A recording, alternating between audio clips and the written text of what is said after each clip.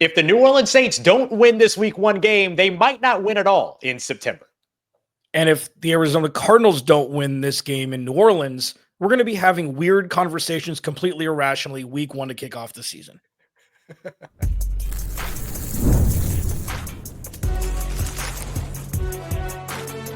You are Locked On NFL Crossover, part of the Locked On Podcast Network. Your team every day. What's going on, everybody, and welcome in. We are back week 1 of the NFL season. Locked On Cardinals and Locked On Saints crossover Thursday here to break down the New Orleans Saints hosting the Arizona Cardinals. I am Ross Jackson, joined here along with the one, the only, the great Alex Clancy from over at Locked On Cardinals. We're going to be taking a look at a bunch of different things, matchups that you need to pay attention to, why Marvin Harrison Jr. might be the most important player on the field on Sunday, why I actually think that might be Trey McBride, and of course, why this might actually be one of the most important games for both of these teams to kick off the season here in week 1. Crossover Thursday brought to you by our friends over at Prize Picks. Download the app today and use code LOCKEDONNFL to get $50 in lineups when you play your first $5 lineup. We appreciate you very much making us your first listen and being an everydayer here on the show, which is a proud part of Locked On Podcast Network, your team every day. Alex, I think we both agree that even early on in this season, this kind of feels like a must win for both teams. Is that sort of the way you're looking at it from the biggest story side for the Cardinals? I mean, I think divined completely differently. These are two teams that are on different trajectories currently. The must win for the Cardinals, I think, every game in the NFL is a must win. I think that's a pseudo cliche when used at face value, but when defined differently, like the Cardinals got to win because they're supposed to win. And even though week 1's murky and weird and really the first preseason game for everybody, even though it actually counts, if they don't win, irrationality will just infuse the valley. So, yeah, they should win, and that's why it's more a must-win. But if they lose on Sunday, even though they're heavy favorites, it's not the end-all, be-all. But, yeah, still kind of a must-win to begin with. Yeah, I think this is a little bit of a must-win for New Orleans, too, as much as a week 1 must-win can be. Obviously, we're using that phrase because it's the popular vernacular, but really just like this is an important game for both of these teams. The Saints, after this game, Alex, take on the San Francisco 49ers, who honestly I'm not super buying into, but I think they're probably a better team than maybe we realized early on in the season. You might disagree with that, the NFC West over there. But then they also travel to Seattle. Then they travel to Buffalo, and that's their September road trips, September kind of lineup. If the Saints don't win this game, they might not win at all in September. And I wonder what the conversations are going to look like here in New Orleans as compared to the Valley. So, yeah, I mean, and listen, I'm intrigued to see Spencer Rattler. Like, I know we're going to get deep into this, but like biggest Arizona story ushering in new things like Kellen Moore, Spencer Rattler. Sometimes you can catch lightning in a bottle with a brand new thing. The Cardinals have a brand new defense. They're going on the road in a hostile environment.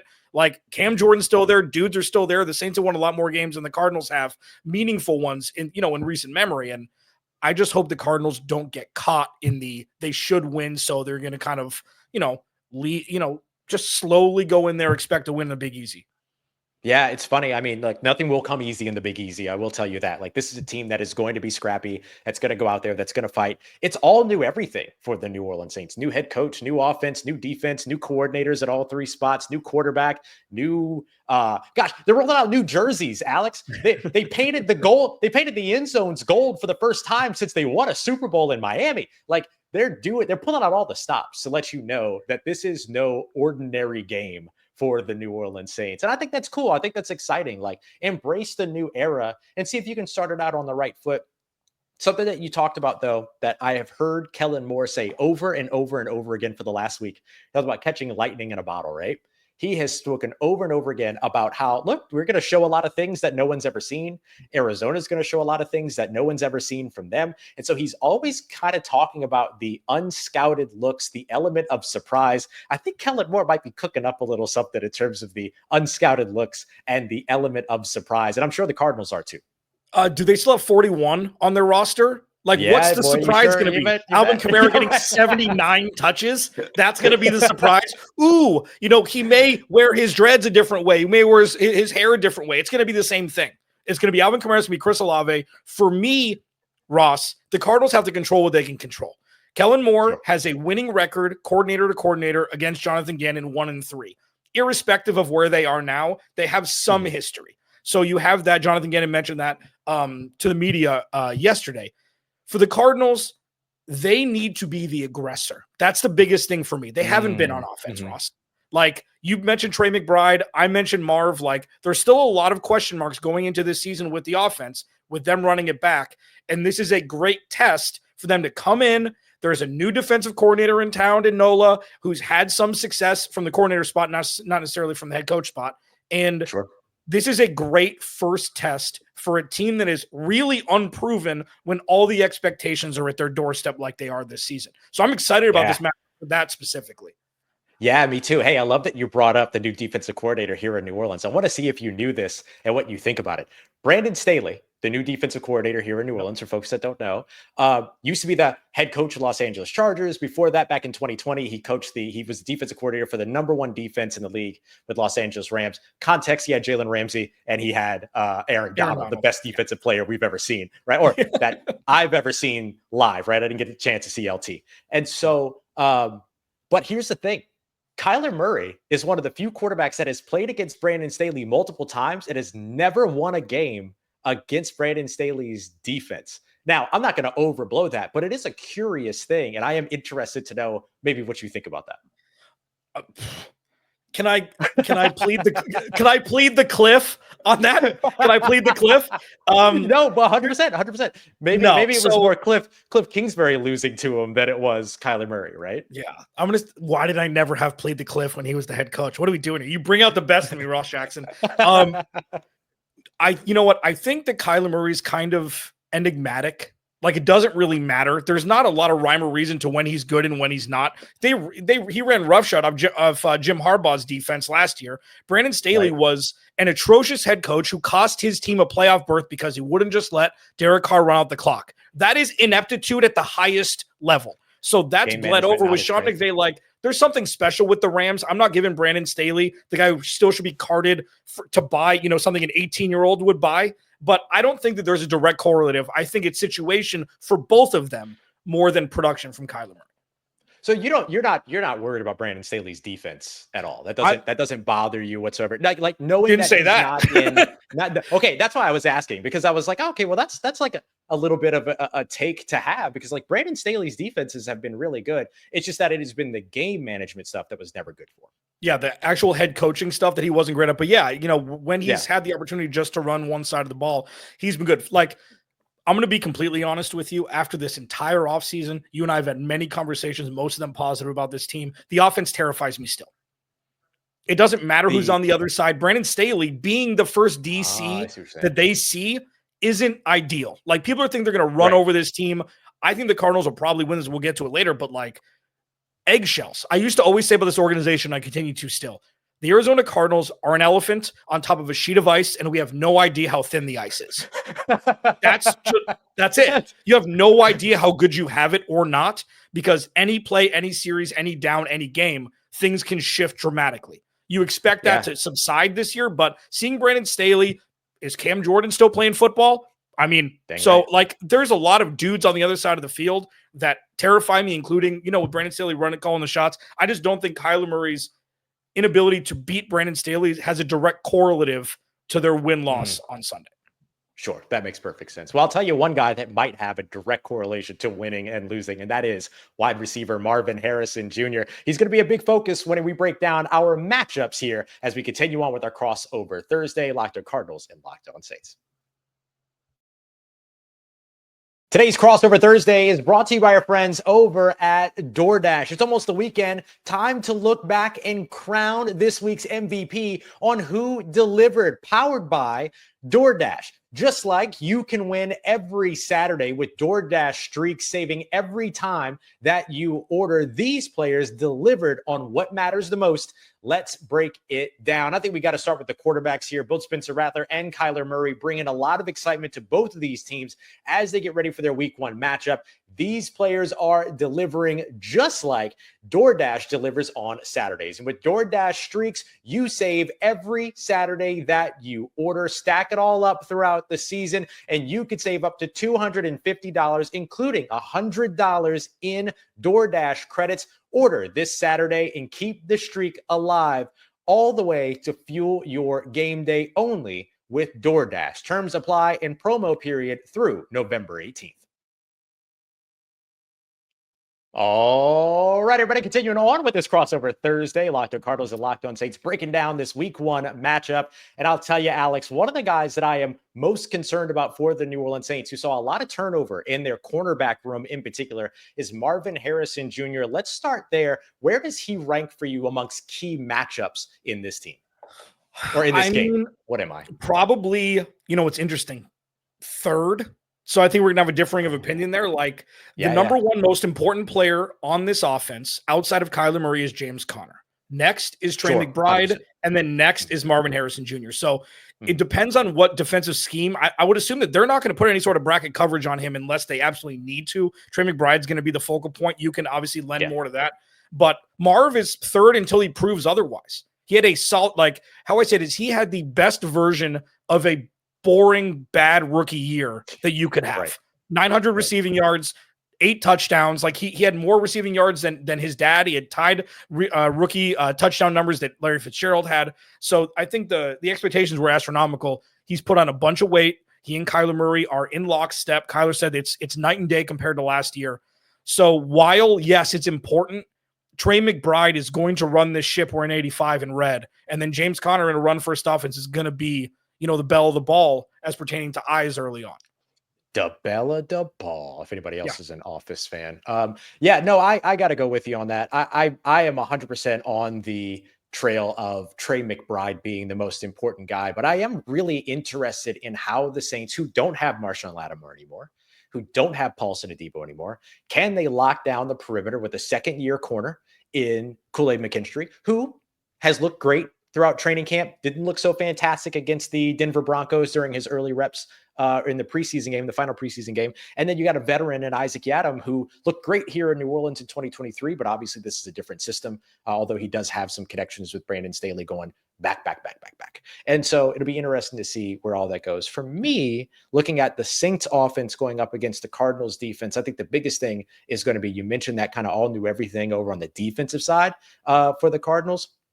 It's that pass rush, man. It's that pass rush and the Saints offensive line. And I can't tell which one it is for me that's more of a concern, the offensive line or the pass rush. But in any case, if you have Spencer Rattler, who is coming out to be a first-time week 1 starter, to be the 7th start of his career, but winless last year, all those other things. And now he finally has a full complement of weapons around him. If that offensive line doesn't hold up, it doesn't matter who the quarterback is. It doesn't matter who the running back is. It doesn't matter the weapons that he has around him. And the Saints offensive line has done some things that give you a little bit of confidence, but a lot of things that take away from that confidence too. And so I'm very intrigued to see how they stand up to this new look pass rush of Arizona's. And with Kellen Moore scheming for Spencer Rattler, like when he was with the Chargers, they always had offensive line injuries. Always. You had Zion Johnson, you had Rashawn Slater. They've had a stronger offensive line, but is his scheme going to be able to move the pocket to allow Spencer to kind of use his legs a little bit, being throwing off the run? Like, is that kind of the game plan? If interior pressure becomes a problem? Yeah, I think you'll see a little bit of that. And it is the interior, I think, a good call that I'm most concerned about for New Orleans. Now, obviously, the addition of Josh Sweat, somebody that Kellen Moore is very familiar with, obviously, from his Philadelphia year last year. But I do think you're looking at probably moving the pocket, RPOs, read options, all those types of things. But they got to get a run game going in order to really be able to take advantage of that. That's the other place where I think the offensive line is a really, really big part of this game. If you can establish that, then you get the easy buttons. But if you don't establish that run game and you can't keep the pressure off the quarterback, there are no easy buttons to save you. Yeah, Spencer Rattler, I kind of see as Sam Howell from a couple years ago, where he had a couple spot starts and then he ended up being the guy. I ended up beating the Cardinals and Jonathan Gannon's first game when Josh Dobbs was with the team for 15 minutes before starting. For me, a big matchup for me is coaches. Nick Rallis versus Kellen Moore, the play caller, because it's going to be 41. Chris Olave is going to be involved. Juwan Johnson's one of the better pass catching tight ends in football. And then on the other side, you've got maybe not. He's been a fantasy. No. I love that you said it. I just know that a lot of Saints fans don't agree with me, but that is exactly my take too. And I think he's going to be give him the reps. He could be a Jimmy Graham light. Like, okay. And then, but the defense for Nick Rallis, keep week 1, 2025. You heard it here first, Saints fans. Nick Rallis will be on a short list for head coaching jobs if the Arizona Cardinals win 11 plus games. This dude is an absolute savant. Watch out for what I call the demon lineup, where the Cardinals lost Starling Thomas, cornerback, to an ACL in camp. They're going to play 3 safeties with Budda Baker, Jalen Thompson, and second-year guy Dadrian Taylor Demerson out of Texas Tech. And you'll have Garrett Williams and either Will Johnson or Max Melton complementing on the outside, complementing the front 7 the Cardinals have. That is the lineup that Nick Rallis, in my opinion, will be able to administer the most pain to opposing offenses. Like, that's going to be the lineup on full display that Kellen Moore is going to have to decipher, because they don't care what position they play. If you're good, they're going to take you and allow you to do what you do best, and only that with this defense. And that's why they've been able to have so much success with not that much talent. Yeah, I think this is one of those games where if Kellen Moore can pull the rabbit out of the hat, a la Sean Payton years ago, to where it's like that third running back or that third wide receiver that actually ends up being a large part of the game plan, where they could maybe benefit from that. I don't know if you're going to be able to do that here, though, but I would watch out for one player that I'll mention here, and that's Velus Jones Jr. Velus Jones Jr., absolute, I'm going to borrow your word, speed demon over here on this offense. 4.31 speed. I think he's going to be a little bit more involved than people expect going into this game. If he is, it's just about trying to take advantage of the speed and trying to take advantage of a little bit of aggressiveness with those kind of 5-1 penny fronts that they love to play over in Arizona. You're wanting to get to the perimeter, get the speed guys working that way, get them away from all the clutter that can happen at the line of scrimmage. Are they going to be able to do that? I don't know, but I think you're going to start to see a little bit of that. Let me wrap this up here in terms of matchups with one matchup that I'm really looking forward to that became even more important on Wednesday. And that is Alontae Taylor, the slot corner or the star for this defense, and Kyler Murray. The big reason why I put those two together is because, look, Alontae Taylor has struggled in coverage before. There's no doubt about that, but he is a chaos creator. And so him rushing the passer and creating some of these tougher matchups and creating some of these tougher issues for a quarterback to read, where is he coming from? What's he going to do? All that. I think everything about that is really, really valuable for New Orleans and that defense, especially right now, while Chase Young is dealing with a calf injury, and we'll see how available he is on Sunday. I think that he ends up being a really important player on Sunday. And it's fantastic for Kyler Murray to get as many looks as possible in the big picture of things. Luckily for the Cardinals, they've got a vaunted offensive line. They've got guys who can chip. Tip Ryman, 3rd-round pick out of Illinois, who's become he's become their 6th offensive lineman. There's going to be plenty of protection with Tamar DeMarcado, James Conner, Trey Benson. They've got guys who can block oncoming blitzers in spades. Like, the Cardinals are finally starting to get it, where they draft players who are good, and then, you play them and play them at the position that you drafted them. Yeah. It's crazy what happens. Instead of me playing center, things, but Alontae Taylor, he's obviously a name I pinned. It'll be fascinating to see the chess match between two teams in week 1 when nobody really knows what the hell is going on. Like, that's really week 1. Nobody knows what's going on. So it's a matter of mitigating risk and making less mistakes in the opposing team and scoring touchdowns instead of kicking field goals. 100%. All right, coming up next, we are going to dive into what it will take for each of these teams to win. And surprise, surprise, the ground game is going to be really important. We got that coming up for you next as we continue on with our crossover Thursday here on the Locked On Podcast Network, your team every day. Today's episode is brought to you by our friends over at Mazda. Mazda crafts cars for those who follow what moves them every time that they drive. That's what makes a Mazda stand out. They go beyond safety, style, and performance to deliver a driving experience that feels alive in every single detail. Mazda offers more than just safety. In fact, they've won more 2025 IIHS Top Safety Plus awards than anyone else as of August of 2025. That's the kind of guarantee you want when you're loading yourself up or your family into a trusted Mazda vehicle. And just like an athlete focuses on every single detail, Mazda does the same, from metallic accents to hand-stitched Napa leather. Oh, it just doesn't get more luxurious than that. It's the small details that make the big plays. And just like there's more to every player, there's more to a Mazda vehicle. Mazda move and be moved. Today's episode of Locked On Cardinals and Locked On Saints is brought to you by our friends over at FanDuel, the only sports book that I trust. The football season is almost here. I know you feel it. It's on the way. First game is kickoff tonight. There's a ton that you can get in on that. But of course, for the New Orleans Saints and the Arizona Cardinals this weekend, you got a big spread there. The New Orleans Saints, the largest home underdogs of the week right now, plus 6.5 with those Arizona Cardinals heavily favored. Maybe you like the Arizona Cardinals in this matchup. Maybe you like the Saints to cover. This is where FanDuel comes in because they're making sure that you're ready for kickoff with a can't miss offer. Right now, new customers can bet just $5 on their first bet. And if that bet wins, they get $300 in bonus bets. That's $300 in bonus bets to use across the app. Doesn't get any better than that. Make sure you check out the live betting as well. One of my favorite features that they have. So are you ready to play? Well, FanDuel, all you got to do is download the FanDuel app by visiting FanDuel.com to get started. That's FanDuel.com to place your first $5. Let's get everybody. We're wrapping up this crossover Thursday edition. Alex Clancy, Ross Jackson here. Get it all taken care of for you. Alex, the Arizona Cardinals win this football game if what? They score more points than the Saints. Let's wrap it up, Ross. All right, we're out of here. they will score, or they will win. They will beat New Orleans on Sunday if they win the turnover battle, which is the cliche one. You got to win the turnover battle usually 100%. To win games. It really comes down to pressuring Spencer Rattler and containing Alvin Kamara. I joke about 41. The dude is an absolute terror. I have him on every single one of my fantasy football teams. Every single one. I don't care if he has 9 catches for 29 yards. The dude is going to be able to wreak havoc if given the opportunity. And with the defense, with a lot of dudes who haven't played together before, and a lot of second-year dudes and a lot of rookies, Alvin Kamara could shatter a game plan.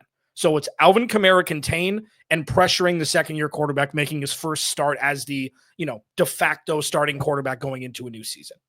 Yeah, absolutely. I think the run game is big for New Orleans as well. If you get Alvin Kamara going, it takes a lot of pressure off of that young quarterback, Spencer Rattler, and then you get an opportunity to kind of get him in a little bit of a rhythm based off of that. So it all comes down to the run game for New Orleans, and therefore I agree, stopping the run game for Arizona. Over on the Saints side, the New Orleans Saints win if, see, I did it too. The New Orleans Saints win if they magically have a run defense, which they did not have for very much of last year. They finished 31st in the NFL in rushing yards last year. And last year's version of the Arizona Cardinals were top 5 in the NFL, or at least top 10 in the NFL, when it came to 15-plus yard rushes on the season, top 10 in 20-plus yard rushes as well. And New Orleans has a propensity to give up a lot of explosive plays. So that's got to be a big part of what it is that they do here. And that run game is not just about James Conner for the New Orleans Saints, though obviously he is a big one to watch, but it's also about Kyler Murray. The New Orleans Saints struggle and have struggled and might continue to struggle, we'll see, up against mobile quarterbacks. And they have an early test with a brand new defensive scheme and a brand new defensive play caller here on Sunday up against Arizona. Yeah, it's gonna be fascinating. I've been a proponent of Trey Benson getting 10% more looks as well. So it's not also going to be James Conner and Kyler Murray. Trey Benson, third round pick out of Florida State, who's an absolute, he was a ridiculous football player, running back last year at Florida State. I'm starting to see, I call it a solar eclipse, Ross, where an older player goes one way and the young player in the same position, they start to cross over. Like it's not all the way there. It's not even close to the way there. The sun and the moon aren't touching yet. But 2025 is hopefully would become the year where you start to see Trey Benson as RB1 and you start to see James Conner as in the LeGarrette Blount role moving forward, which is what I've wanted for him for years. Important touches whatsoever. With this offense, they have a lot to prove. This could be a situation where the Saints are the guinea pig for all of the built-up aggression the Arizona Cardinals have on offense, where all they've heard all offseason is, it ain't good enough, it ain't good enough, it ain't good enough, why are you running it back? This could be the time where they unleash. And, good luck, because they'll run the ball 45 times if they're not being stopped. Yeah, and look, the Saints kind of have that same idea too, right? They've been told over and over again all offseason that they haven't done enough to change and that there's not enough new especially over on the defensive side of the football. But, they get to come in and maybe take some of that aggression out as well. So with these two teams looking to become the aggressor, I think the Saints are in that same boat. How do you see this game playing out? What's your prediction? I think it's going to be higher scoring than expected. I think the Cardinals are going to win 27-17, something like that. Okay. Kind of take an earlier lead and coast, maybe give up a late touchdown. This is not bravado or expectation of victory by any stretch. Let's get it right. Like this is the defense will lead the way and the offense will take the opportunities given to them, maybe on short fields, maybe on 3 and outs, being able to, compound the issue with the defense that just got on the field, off the field, that has to go back on after a failed 3 and out series by the Saints. 27-17, cover, win comfortably. Yeah, like it. I have the Cardinals winning as well, but I'm going to take the New Orleans Saints to cover. I think this is like a 19-24 game, and the Saints show some, good things, right? They stay competitive. They keep this game closer than expected, and maybe even put together a couple of late drives, like maybe the touchdown in there comes later on in the game, and you just kind of see the confidence begin to build. I think success looks different for New Orleans this year. It's not about the win-loss record for them. It's about developing, growing, and trending in the right direction over the course of the regular season. Something I'm sure you're familiar with in watching the Cardinals kind of grow out of where they once were. Well, and that's the thing. This is all about wins and losses for the Cardinals. It's the antithesis. Doesn't matter about Kyler Murray's numbers. It doesn't matter about anybody's numbers, Marvin's numbers. Doesn't matter. Wins and losses is it. So if the Cardinals start 1-0, I don't care if the Saints forfeit and the Cardinals win 2-0. Win is the same as a win if they score 100 points or if they score 3. So it'll be fascinating to see two teams going in different trajectories, match up. And one last thing before we go, I'm a Spencer Rattler fan. I remember he got Wally pipped at Oklahoma, and then he had no shot elsewhere. And I think the dude has got a good enough arm. He's smart enough. He's mobile enough to be able to have a 10-year career in the NFL. I don't see him as a patsy by any stretch. Absolutely. We'll see how it all goes. Both of these teams looking for a win here in the opening week. Alex Clancy, you can find him over at Locked On Cardinals. Another episode coming up for you over there tomorrow. Same thing over at Locked On Saints. Make sure you come and check us out as a part of the Locked On Podcast Network, your team